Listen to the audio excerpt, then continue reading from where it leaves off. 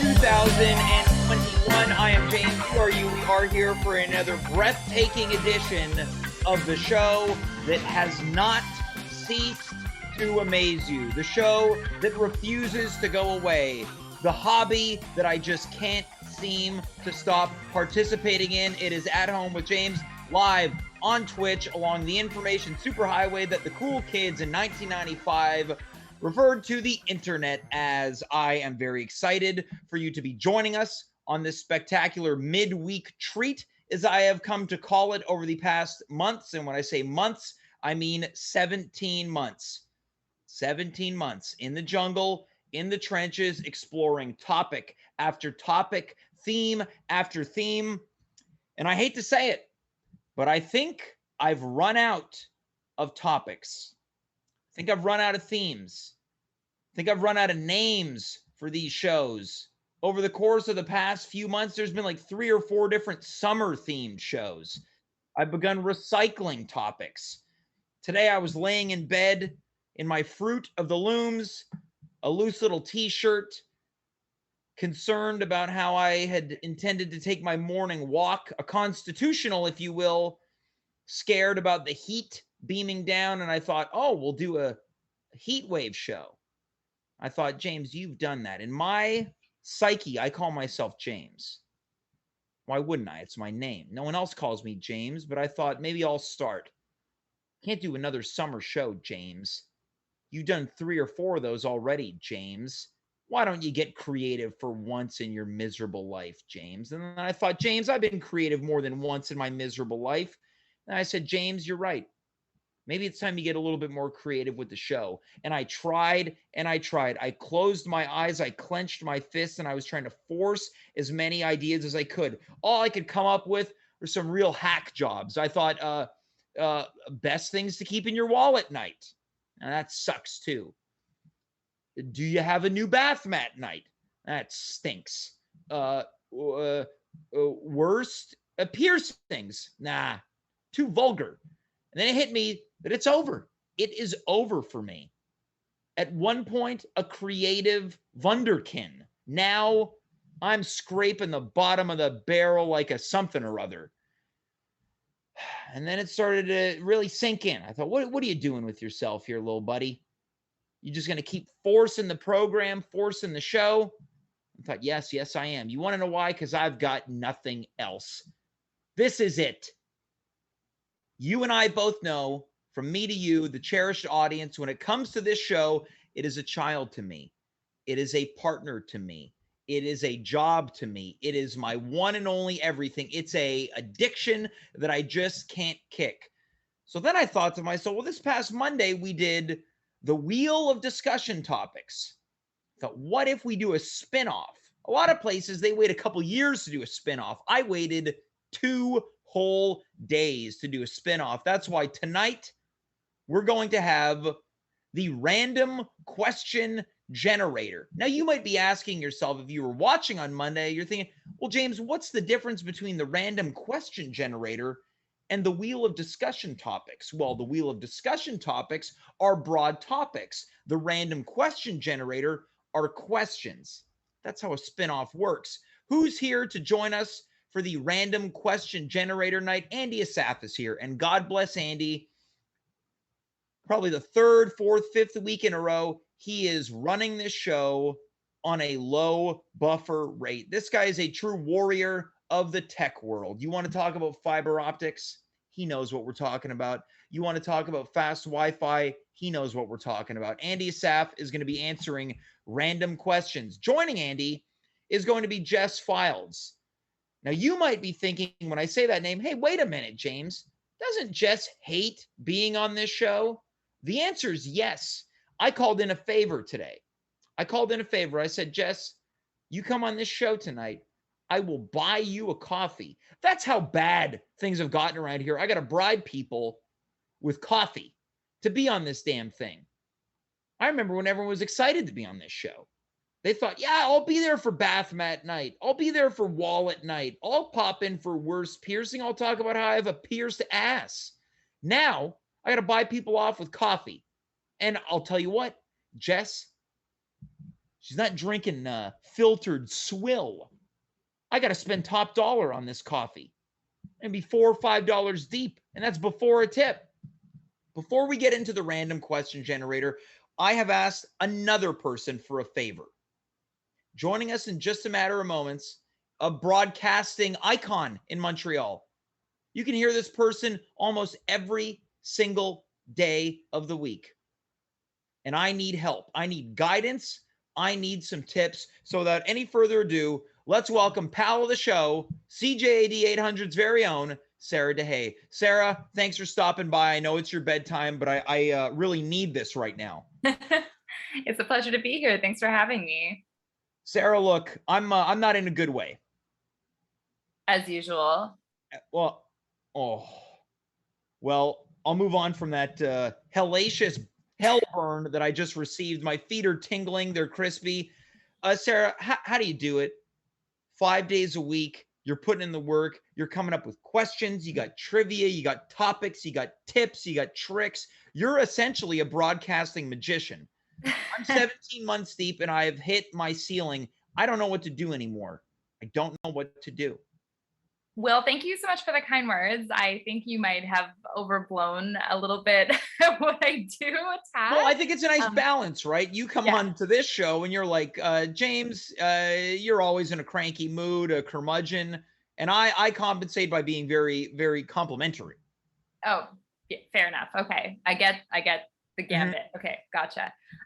Yeah, this is like a constant problem that plagues a lot of content creators. And you could look at journalism as content creation, like trying to find what you're going to talk about. We call this time of year that we're in right now the silly season because we can be so light on stories that people will do a lot more frivolous, silly, maybe like not as important, like banner kind of reporting that you would normally see. I first learned that term actually in a Betty and Veronica comic where I think it was one where they were little. They weren't like teenagers. They were young, Betty, Veronica, Archie, and their local aliens landed. But of course, they were real aliens and not. And people dismissed the kids saying, oh, we've met aliens because they're like, well, it's the silly season, like dumb things get reported.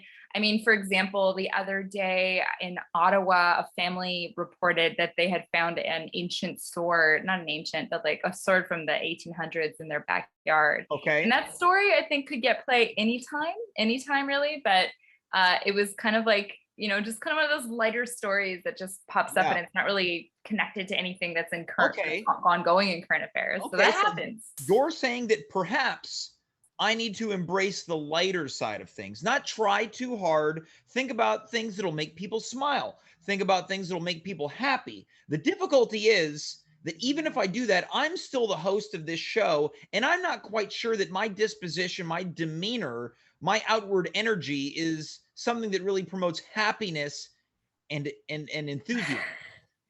So you're saying you're too much of a curmudgeon and a misanthrope to do like light material, to do kicker stories, is what you're saying? I think that I'm a sweetie pie, but I think the thing is that I don't sound like one. And so many people, look, Sarah, they just beat me down and they say that I'm crusty and I'm not excitable. I'm not that friendly. So I think that it's almost like I've been a victim of hellacious bullying. And now it's like, okay, great. I guess that's what I am. But even if I were to try to deliver a happy tone, I don't think people would buy it.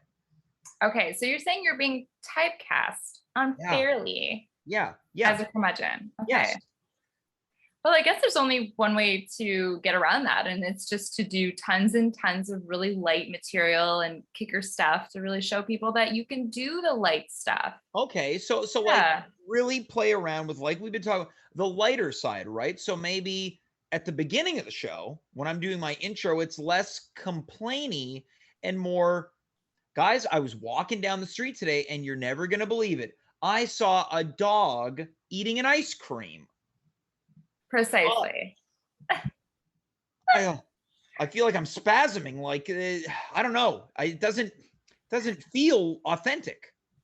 It doesn't feel real. Well, that's the thing, is that you kind of need to be real and authentic in your own way, right? But also strike a balance, I suppose, in terms of the content that you're putting out there.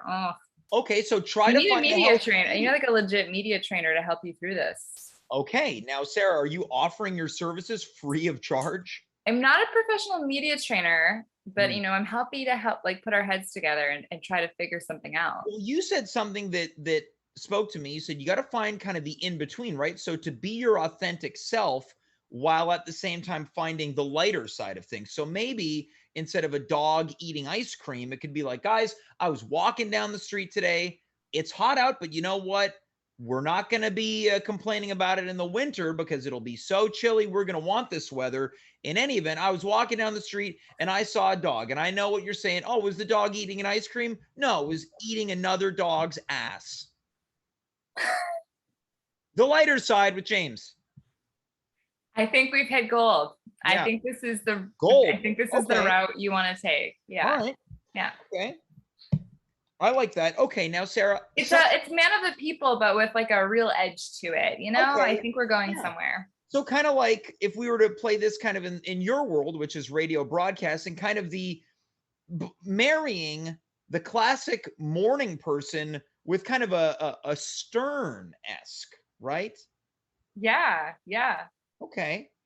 Now, someone said something to me recently in terms of how I should think about hosting and producing this show. And they said, sit down, young man. They said, I think you gotta start thinking about this show kind of like you do making love. And an eyebrow went up and I was a little befuddled and bewildered by that. And I said, can you expand on that? And they said, well, the ways of the bedroom, sometimes if you're doing the same thing over and over again, it gets a little stagnant. That's what it sounds like is happening with your show. Maybe, much like people do in the bedroom, you need to start to spice things up on the air. Now, you're a radio broadcaster. Do you think that's fair advice? Well, I guess if you feel like you're in a rut, I mean, it can't hurt to try, but Yeah. how literal are we going to get here? Look, Are we you all know that. bringing in handcuffs and like blindfolds and stuff like that into the show? Is that what you're saying? Now, it almost sounds like we need to kind of find the kinky handcuff equivalent of spicing up the show, right? And it doesn't have to stop at the maybe it could be negligees, right? Maybe it could be renting hotel rooms, right? Maybe it could be a hot tub. Maybe it could be pouring melted wax on a special person, right? Doesn't have to stop there. Maybe it could be role playing. Now, what is the broadcasting equivalent of all of that debaucherous behavior?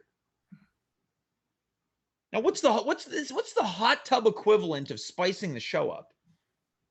If we're going to be very literal when it comes to broadcasting stuff, sometimes what people do is just to throw the baby out with the bathwater, and that's why sometimes you see big changes around ratings periods in the fall. You'll see different hosts coming in because they figured just bringing in a different host will really do the trick. Now, I don't know if that's where you would like to go, but oftentimes they'll bring in a different face and voice personality to anchor a show, whether it's TV or radio. Okay, so basically what it sounds like you're saying is when someone's bored with their lover, they think, I need a new, exciting, better lover. Yeah. And now I don't know where that leaves you as the host of the show, though. I think it leaves me in the corner watching. Which to some people really is the equivalent of spicing things up. Right. Okay. So in your experience, if I were to ask you, when this, for instance, a new host comes in, are the audience ever there like, oh, we like the new person better than the old person? And then the old person finds out and their feelings are hurt. Does that ever happen? I can't speak for all formats, but people in Montreal in this market tend to be extremely loyal, I think. Oh, okay. And so sometimes when you bring in a new face or voice, it can cause a lot of consternation. Oh. And I think that's a risk in almost any kind of format, like anywhere in the world, is when you make big changes. Sometimes there's people who are not going to like it, who want, You know, I mean, Yeah. they just announced a new host for Jeopardy, and people are finding things to not like about the new guy, even Well, though yeah, and that's kind of tricky, right? Because they're never going to get the person they want because he's no longer with us. that's an impact. That is a very tricky situation, Right. but you also can't bring Alex Trebek from the dead. So in a way, you do have to move forward. Right. So it's almost like if I were to pass away, people, no matter who replaced me, would be like, it's just not the same without James. But Yeah, in no. this case, I'm not deceased. I'm still here. And you Okay. mentioned that Montreal audiences are loyal. So if we start to think about this again in a love-making situation, it's like someone's like, I thought I wanted something new, but what I really want is to go back to that young man who leaves his shirt on the whole time. Yeah, yeah. And also you'd have to change the name of the show, right? It wouldn't be At Home with James anymore. It would be like At Home with insert name here. Yeah. Well, I will say this. You know, Andy or Jess could take over for you. Yeah. It would be At Home with Andy or At Home with Jess. And well, I'll tell you what. It could be very sad, but people might just move on and be really happy with now, there's been a couple instances, and when I say instances, I mean during the course of the Stanley Cup playoffs in which the Montreal Canadiens reached the highest of highs and then fell to the lowest of lows, when I essentially refused to host the show, and then Dave Kaufman took over, but I also insisted that the show remain named At Home with James with Dave. Right. I mean, some people have to take a vacation at some point. You can't work yourself to the bone. Right. On the French media side of things, they actually take the whole summer off. Really? Interestingly enough, yeah. Okay. So I'll get publicists who think that like we're all not working in the summertime because our contracts give us like 8 weeks off or something. Yep. But it's not really the same thing on the English side of things. We give people long vacations, but they don't take off between like Saint Jean and Labor Day the way some hosts do. Well, I would like to ask this because look, up to this point, it's been all about James. Sarah, have you been on vacation yet from work, or are you about to be on vacation? Yeah, I did get vacation. I took off St. John and Canada Day, and then I also just was off last week, which was really rejuvenating. But I still like miss my job. What'd you get up to during vacation? Oh my gosh, everything. A real staycation. Went to the Eco Museum in St. Anne's, rode the Grande Rue in Old Montreal. Yeah. Went go-karting, the Orange Julep, went blueberry picking for the day in the townships. This sounds like when you're a kid and you have summer vacation from school, you did all of the activities that bring joy and happiness to the heart of many. Ate ice cream, went to the beach at Parc Jean Drapeau, went to a trivia night. I got drunk on Aperol Spritz on a balcony. So you're saying you got a little cray, like the kids. Yeah, it was pretty wild. I also bought a tiny model, like a kit. And I'm in the process of building a small castle. Okay. Yeah. So look, Sarah, creative. This conversation has left me feeling really motivated. At the beginning, I was feeling pretty low. Now I'm feeling pretty high. Before we start to wrap up, is there any last little bits of advice you could send over to me?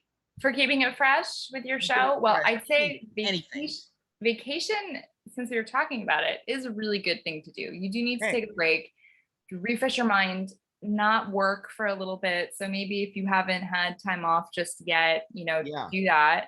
And I think when you're like really drained for ideas, sometimes the simplest, silliest things can really be effective. And it's the summer, there's a pandemic still going on, things are still rough, there's a lot of anger and uncertainty over everything that's going on right now about vaccines and things like that. And there's nothing wrong with keeping it light. Even if you got to find your sweet spot. I'll tell you this, we're instituting the vaccine passport here. You have to scan your QR code if you want to watch the show now. Okay. Is this enough for you? Hold on, we're going to need to see that QR code. I don't think I've gotten my code yet, actually. Well, luckily you still got about 2.5 weeks time. So Sarah, you'll be able to tune in once you get my second dose. There you go. So you and I bonded by second doses. Look at us. By the way, they're announced today that they're going to give us a travel vaccination passport if travel is in the works for you on the federal level. So we're going to be getting not one, but 2 vaccine passports. Maybe there'll be more to come. Look, it's never an appearance on this show for you, Sarah, unless you give us a bit of news or a bit of weather. And in the spirit of that, Sarah, what's the weather looking like tomorrow? That's a great question, James. Last time I checked, it looked like we were in for rain in the morning, a possibility of showers, and then possibly a thunderstorm in the afternoon. Let's see if that's changed at all. Yeah, chance of showers tomorrow morning, 60% from 6 o'clock until about all the way through the afternoon, actually, with the risk of a thunderstorm. So it could be another wet one, but I don't think this one is going to be as hot as today because, there's this really big humid air mass hanging over the province, and that's what's leading us to be under a heat warning. So you want to drink lots of water, maybe don't run a 10K, take it really easy and look for signs of heat exhaustion, which could be a rash. It could be lots of bad symptoms that I probably shouldn't go into because it's kind of sad. But yeah, high of 28 tomorrow. Today's high was 33, I think, but we went up to 41 on the Humidex, which is disgusting. Yeah, which is a code word for gross. Yeah. Yeah. I'm going to take my 3rd shower of the day right after this. Look, on that note, we're going to let you do that. Not only can you shower, you'll get to go to bed because you'll be up nice and early tomorrow. Sarah, thanks not only for the tips in regards to the news and the happenings and the weather, but tips for me. I feel rejuvenated. You're doing a great job. Thank you. Thank you for having me. Have a good night, Sarah. Take care. That is Sarah Deshaies. Always a pleasure. She's been on this show since the beginning of time. And when I say beginning of time, I mean March 2020. March 2020. And why wouldn't I have run out of topics up to this point, right? It only makes sense. 17 months. Now, Sarah talked about the idea of getting silly, getting a little wacky, maybe getting weird. Now, I'm not one to believe in cosmic energy, not one to believe in happenstances, but in this case, I'm willing to break that. I believe that what she mentioned is fate, because as we have already announced, coming up very soon in the month of August is going to be Weird Stock on At Home with James. What is Weird Stock? I will tell you all about Weird Stock. Alternative programming, embracing the wild, embracing the wacky, embracing the unusual, embracing the weird. What you know of as to how this show functions will cease to exist for a period of time. What's going to happen? Stay posted because programming is going to be announced very, very soon. Sarah Deshaies, thank you for the tips. But we have come here tonight with one reason, and that is the random question generator. I have prepared nothing. No questions have been predetermined. We are going to hit a button. We are going to ask. Some of the questions might be great. Some of the questions might be the pits, but we are about to find out. Let's welcome both of our guests, Jess Fildes and Andy Assaf. Welcome one, welcome all. Andy, you were working the booth like a madman. Thank you so much for the hard work, and thanks for being here tonight. Yeah, thanks for having me, James. I mean, everyone's already seen me and Jess because I accidentally switched to both of us before switching to Sarah. So good to see everyone again. Okay, so we had a little bit of what we call a blooper, blunder, and boner. Yeah, my computer's running at like a 3 frames per second refresh rate. I'm in Dimitri's house right now. He's not home. I'm trying to steal the juice from his powerful PC, but I can't guess his password. So maybe by the end of tonight, we can guess his password altogether. Okay, and who knows, that might be one of the questions that we find. Andy, thank you for all the hard work. Jess, let's move on to you. How's it going? Good. How are you? I'm doing very well. I mentioned it off the top. I had to bribe you for being on tonight's show. Initially, you were apprehensive. Your excuse was, I'm going to have to put on a bra. Yeah. It's true. It's true. So I bargained with you. You're going to get a coffee. Yeah. I'm gonna just don't answer this. I'm gonna assume you're wearing a brassiere because you're here on the show. It means that you found the intestinal fortitude to be here. Now, as I mentioned, tonight is all about the random question generator. A couple days ago, we had the discussion of topics on a wheel. We were able to show the wheel on the air.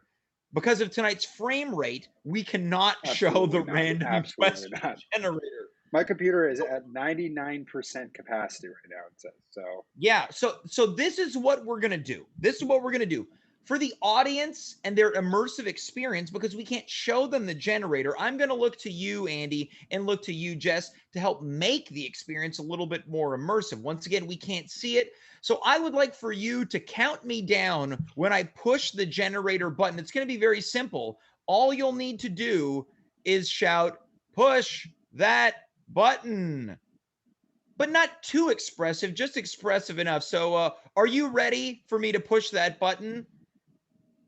All right, well, that button. That was far more pathetic than I could have ever imagined. And this, you know what? This is a tailor-made question for both of you. You're both cinephiles. Andy and Jess, what's the worst movie you've ever seen? Ooh. Now it's very broad. How about we talk about a variety of just horrible movies? Jess, you watch a lot of horror movies, very few of which are actually good. We've discussed this in the past. Are there any that stick out to you as being so bad that they are good? Oh, so bad that they're good? Sure. Or just bad. There was this one that's actually rated as one of the worst movies ever, called Hobgoblins. Mm-hmm. It's kind of like Critters-esque, but it's terrible. I like that you went with Critters and not Gremlins, which Gremlins spawned the craze of the creature horror film. You went with Critters. Yeah. Well, because I watched Critters and Hobgoblins at the same time, so they're like. Oh, you watch them simultaneously? Well, like one right after the other. Let's not. Be okay, got it. Okay.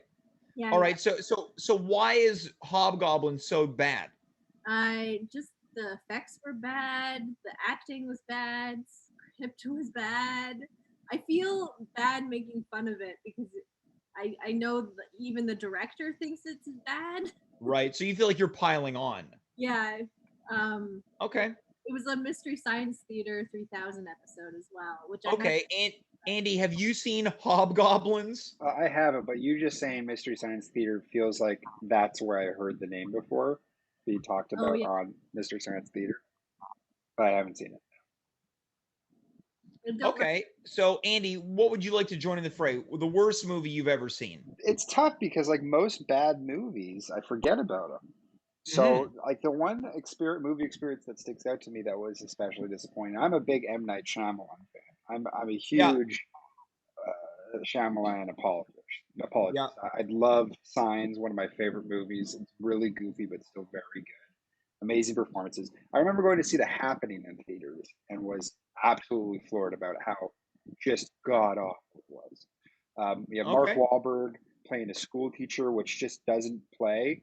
You know, he's like, he knows science, but it's Mark Wahlberg, and he's just like, what's going on the whole time? And then Zooey Deschanel is doing her thing, and they have no chemistry. This is an all-star cast of Mark Wahlberg and Zooey Deschanel, which is not a good pairing, I would say off the bat. And it's about plants developing the sentience to excrete like a gas that not only kills humans, specifically makes humans kill themselves or kill others around them.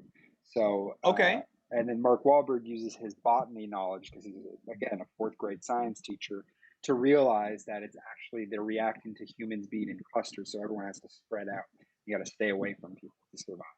It's all right. So horrible. This sounds like a pile of crap. Now, Jess, you like supernatural horror. Would you watch this movie, or have you watched this movie? Are you a Shyamalan head? I haven't watched it, but I probably would watch it. It's even after that scathing review, you would watch it.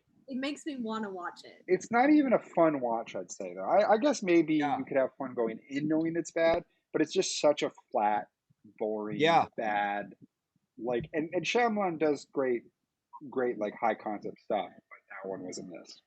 Yeah. Well, I want to enter the fray here. People know I'm not much of a movie person. Many years ago, I worked at a film festival, so I had to watch a variety of submissions. And by a variety, I mean all of them, over 100 films.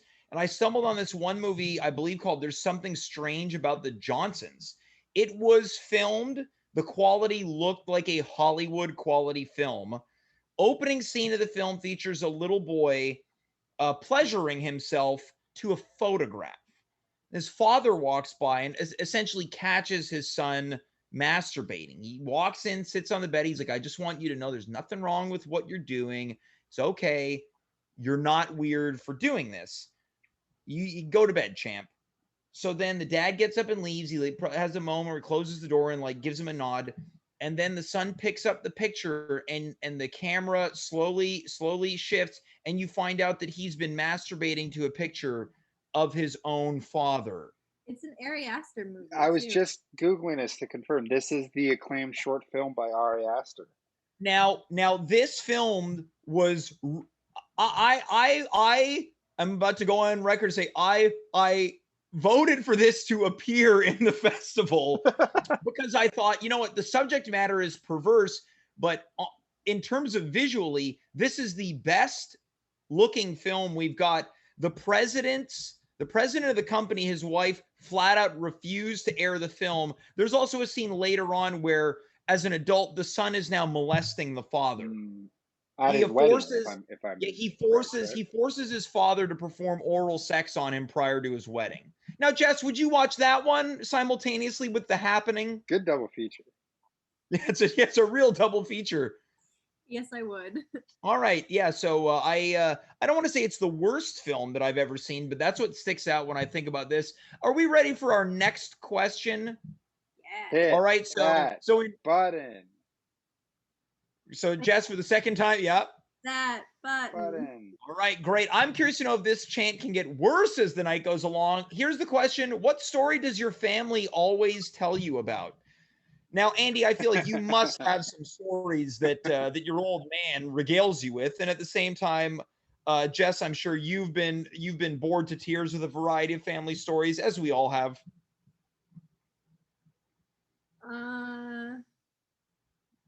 I got one if you need to think on it, Jess. The one that comes to mind immediately is my dad always loves telling the story about how I have two older brothers, and one of my brothers, when we were in Hawaii when I was very young. Can we just give them a couple fake names for the Sure. interest of the story? Let's call them Igor and Lance. Yeah, perfect. So Igor, Lance, and I are in Hawaii with my family. Can we give you a fake name for this story too? Sure. What would you like to refer to me as? Sebastian. Okay, Sebastian's perfect. It's a perfect fake name. So Sebastian, was with my two brothers, Igor and Lance. And Lance, he was maybe 5 at this point. Mm-hmm. He took a giant cucumber that we had, and his first instinct with it at 5 years old was to put it in his pants, to stuff his pants so that it looked like he had a huge schlong. Okay. And my dad loves telling this story because if you knew Lance, I mean Igor too, to some respect, but if you do either of my brothers, we don't want to. That goes hand in hand with his personality. All right, the type of guy that would put maybe a cucumber in his pantaloons. Now, does your dad tell this story like I couldn't believe it, or is he tickled by this story? Oh, he's very tickled. Can you give me an impersonation of your dad recounting this story? It's just a lot of. He loves it. It's so funny. He giggles all the way through it. Yeah. He can't get enough telling that story. Now, Jess, I know you probably have also a lot of stories that your dad tells. My dad tells a lot of stories, but it's a lot of like him. Now, at the risk of you declining, can I tee you up for a story? Oh no. Now, you told me a story about your dad, how he he broke his arm climbing a fence, and then he was yeah. Would you like to take over? This is a great story. It really exemplifies a lot of male pride. It does. But it's a story he refuses to admit. Yeah. But it did. Yeah. When I was about 5 years old, my parents had a party. And like the kids, including myself, were all just playing in our backyard. Our backyard has this fence, and behind the fence is a ravine. Mm-hmm.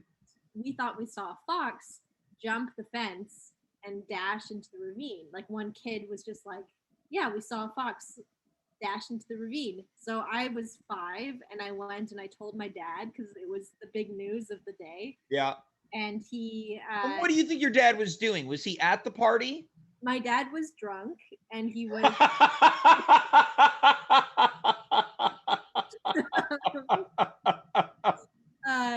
And he decided logically to investigate. So he came outside, and instead of just like telling us it's fine, the fox has just gone back to a forest where a fox lives, he decided to jump the fence after the fox. On the way down, he broke his glasses and his arm. Oh.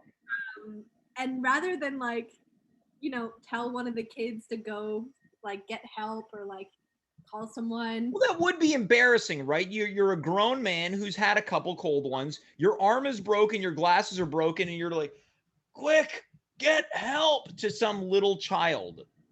Yeah.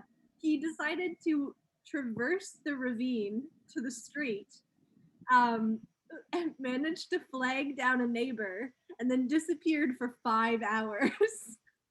I thought the fox ate him. Right. So at a certain point, people are like, hey, dad's gone. Pretty much, yeah. He saved you and your friends the trauma of him showing up with like his arm tibia sticking out of his skin. This is an interesting perspective.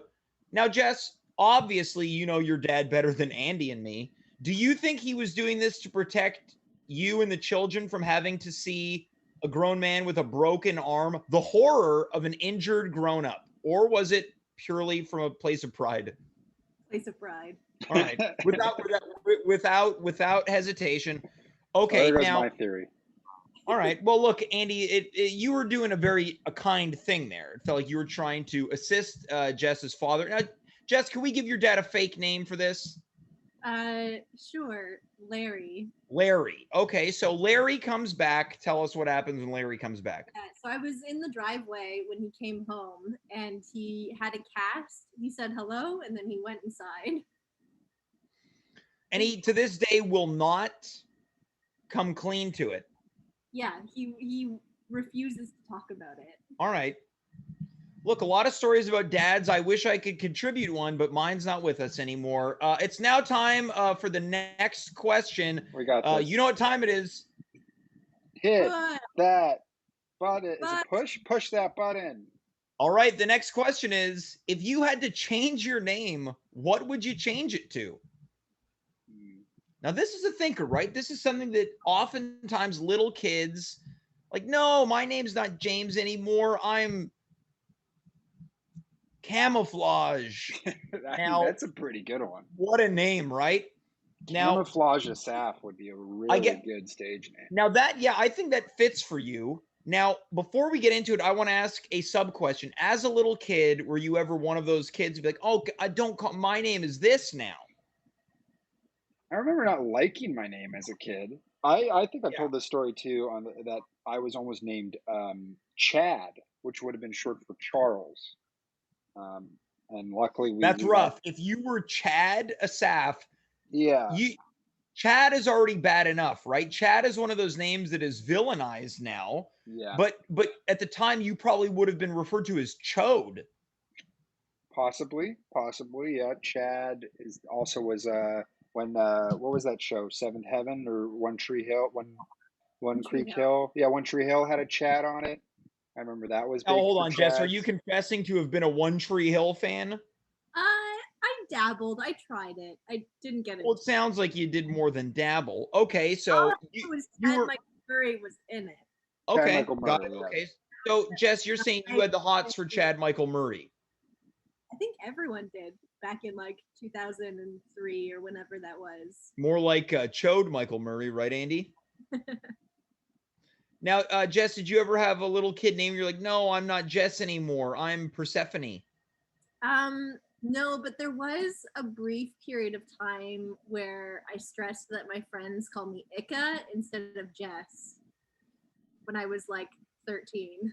That feels a little old, right? It feels a little old. Why Ika? For Ichabod Crane. My name. What's that now? Because it was the second half of my name. Oh my God. All right, now let's get back to the original question. If we had to change our names, what would it be? I might just go with Jack. I mean, you can go with Jack. Jack is often an abbreviation for James, isn't it? No, I believe that's for John. Jack is short for John. Yes, it's another version of John, where I've got every abbreviated version of my name. I've got them all and I've had them all. So I'd want to stick with something with a J for sure. Yeah. Okay, I'd maybe go with my middle name, Adele. Okay. What is that now? Adele, like the singer? Adele Assaf. Okay, you get to keep the alliteration, AA. Jess, what about you? And please don't say Ika. No, no, those days are behind me. I always liked my my grandmother's name, Florence. Florence. Yeah, I could see you being Florence Fildes. Yeah. That name comes with a lot of status, I think. I think it does too. Yeah, you'd have to wear a lot of gowns. Yeah, I think so. And I think you'd become a far more critical person, right? Yeah, like lots of scarves. All of your nieces and nephews would come over and you'd be like, well, the children are filthy today, aren't they? And then you'd take out like a little napkin and toss it at them, right? Andy, how do you think you would change if you were Adele Assaf? Do you think it would change anything for you? When I picture an Adele Assaf, I picture like a sweaty Arab man going to a discotheque. So maybe that. Right. So you think that you would? It sounds like 2/3 of the way there. I was going to say, like, it sounds like you're already sweaty, but it sounds like in this case you're embracing more of your Arab background. Yes. This would be more of a connection to that. All right, and you're going to go dancing a lot. For sure. Adele loves to dance. That Adele? All right. Well, let's move on to our next question. Jess and Andy, you know what time it is. Push that button. That was the best one so far. Here we go. I got it. Let's push. Okay. Who are some of your heroes? Who are some of your heroes? This is a tricky one, right? Because if either of your dads are watching now, while I'm sure they're most certainly not, they're expecting you to answer that, or of course, maybe your mommies. I think we got to take the parents. Like they're by default. Okay. Parents are out, right? I think more significant heroes are those you interact with outside of the family unit. That's just my take. What do you guys think? All right. No, I like that. Whether there's celebrities or people that we look up to, perhaps a teacher. Jess, who are some of your heroes and why is it me?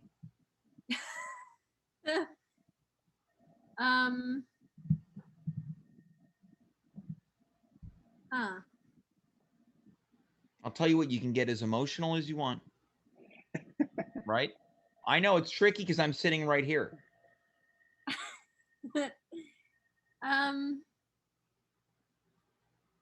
Yeah, I would say, like, I guess my friends. Your friends are why is that, right? They're people that inspire me or our support systems, look out for each other. Yeah. Constantly make me want to be a better person. That may have been one of the most thoughtful and adult answers, or quite possibly thing that has ever been said on this little program here. So that's a moment. Andy, what about you? Yeah, I think the term heroes is interesting, right? Because often we talk about people that are inspiring to us, which I think is partially part of the term. But then I was also just thinking about like heroes. A hero saves you, or you can rely on a hero to like, Sure. so in that sense, I'd say like my direct relationship, this is kind of bending the rules, but I'd say my aunt is very, Okay. both inspirational, but has been very supportive of, my choice of career and Hmm. the way I've developed into a young adult. She's been very supportive along the way, so she's definitely on there. Now this is interesting because you were the one who said no mom or dad. I know, You and I gone went with to aunt. the aunt. You know what? But Sorry. again, you know what? You can make the parameters. You can break the parameters. There you go. And I'd say, Yeah. okay, if we're talking celebrity heroes, Paul Giamatti, I think, is a great model for like just finding your thing Yeah. and doing your thing well. Like, look at Yeah. that guy. Like, I'd say I think Paul that's a great Giamatti. Let's go with Philip Seymour Hoffman, and hell, I'll put in Jean Smart. I've been watching Hacks. She's amazing. I've just been Yeah. introduced to her work, but I've been looking at some of her work, and it's just like So- these actors who later on in their careers found their thing. Definitely a hero. And then James, I'll give you it. You're one of my heroes for sure. Finally, there we you go. taught me all I knew about improv comedy, and then you requested that in return that I commit myself to teching this show every Wednesday night, and I gladly do it, no matter how low the buffer rate is. Yeah. Well, Andy, now you're my hero. That was going to be my answer. Was going to be Mike Ditka, but now it's going to be you. Let's move on to our next question. But before we do that, push that button. I also have to point out in the chat, all-time viewer of the show, High Score Run, has also been doing it as well with PTB. I appreciate that. Here we go. You're also a courtesy of High Score Run, Jess. Never meet your heroes, so watch out. Yeah. Your friends are just going to let you down. The next question, okay, things are probably going to continue on this deep pathway here. What's something you wish you'd figured out sooner? Ooh, that's a good question. It's tough, right? It's tough. It's tough. There could be some tears here. Hmm. Oh. Right? No one said that it was just going to be fun questions, right? Like worst place to fart. Times in which you hope your phone wouldn't die, right? Sometimes you get what's something you wish you had figured out sooner. Do you got to the Jess, or you want me to go first? You go first, yeah. I'd say, generally speaking, for being sincere here, probably not. I feel like in the, I'm getting to the end of my 20s here, James, and I'm thinking back about this decade, and definitely in my early 20s, I would often worry about not having a plan for things, like not having a specific thing that I would have to go, that I would worry about a backup plan often. Yeah. And maybe that's my mom and dad's doing, where they put that in and they instill that in you, right? Like thinking about the future. And I just don't give a shit about that anymore. Yeah, and I relate to that. It's very freeing to just be like, you know what? It's gonna turn out some way, and you do the best you can, and you let go of that anxiety. I'll tell you this right now, I'm in the same boat as someone had told me, hey, you're going to be this improv guy. I'd say, well, euthanize me now. And then I did it, and I thought, you know what? This is great. This is easy. You just got to not mind not making a lot of money. Right, Andy? I'm right there with you. Jess? Yeah, I think kind of like on a similar path there as Andy, but like I think figuring out the value of a good therapist a lot sooner in my life. It's been like so much better for me. Yeah, I thought it was there's going to be triple agreement on the same path as Andy. Value of a good therapist. Are you talking about confronting your issues, Jess? I'm saying just don't even think about your issues. yeah. Andy's basically saying bottle them and wait till they explode. I'm throwing them into I'm throwing them into one of those, like basketball hoops you put over a garbage can. Yeah. Wow. Okay. Well, let's move on from here because the second Andy started doing this is when I started to get alarmed. Jess, I also thought your answer to what's something you wish you had figured out sooner was me asking you to be on this show so you'd have more time to decline. Let's move on. We have time for one last question. So with all of our heart, it is now time. Push that button. It's really embarrassing. This is a very fun question ended on. What is one of your favorite smells? Ooh. And Andy, you can't say poontang. Oh, gross, James. Or you know what I love? You know when you peel an orange, I don't love the smell of oranges so much, but that scent that gets on your fingers. Oh, that's one of my least Ooh, favorite smells. Ooh, baby, I love that. Oh my God. That's a party foul for me. Let's You just keep got going. me thinking about smells of my fingers. Oh yeah, I Cigarettes, said poon. worst smell. Oranges, Yeah. best smell. Poontang? No comment. Yeah. Jess, what's one of your favorite smells? I think like this is also a smell that makes me sneeze, but I love. So what? Say that again. It's a smell that what? Makes me sneeze. Okay. But fresh cut grass. Fresh cut grass makes you sneeze? Yes. Okay, we can all agree fresh cut grass smells great. I want to throw lilacs into this. Maybe the all-time great smell. Lilacs, huh? Yeah, lilacs. Yeah. If we're talking, what's that? Wait, sorry, go ahead. Oh yeah, what was this? I can't smell lilacs. What are you talking about here? Where are you smelling them? In the neighborhood, St. Henry's full of lilacs. Okay. You're in NDG where it's just pavement and dog hair. Andy, you were gonna say? I was just gonna say on the page of nature smells, I really like the smell. You know when you're driving up to a beach, but you haven't seen the beach yet, but you can smell it before you get there. I like that. Okay, I think we just got to start rattling off other great smells in the smell of nature. I'm saying like freshly sawed wood. That's a great smell. Some cedar, things like that. Jess, the floor is yours. Yeah, cooking cinnamon sticks in hot water. Okay. Really smell. Okay, Andy, let's go back to you. Bolognese sauce, also a great smell in the kitchen. Just a big pot of bolognese. Mwah! Okay, I'm gonna go with Christmas trees. Okay. Yeah, Jess, let's go back to you. Controversial. The smell of garlic. Okay. That's I thought you were gonna say the smell of farts when you say controversial. Yeah, Andy, let's go to you. Got any controversial ones? Yeah, gas. Love the smell of gas. Oh yeah. So in the name of controversial ones, we've had gas, garlic. I'm gonna go with Sharpies. That's a good one. Spelt marker. Jess, let's continue this. Our rapid round. Great smells. I'm gonna also say like bergamot. Woo, I guess what was your fake person name? Florence. Yeah. I guess Bergamot's Florence a close Wild second. here with their smell of bergamot. Andy, let's get another smell. Now you're making me think of my brother Lance, who sells essential oils. So wait, your brother lavender, sells essential oils. the least essential item you can sell. Right. It's a whole multi-level marketing thing. James, you're up. Get ready for this. Freshly washed linens. Ooh. Oh. Yeah, Jess, your turn. Good one. I just want to comment on freshly washed linens.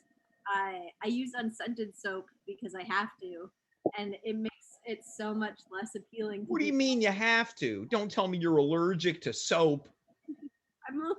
I have to use unscented soap. All right, let's go to Andy. If we're talking clothes, mothballs.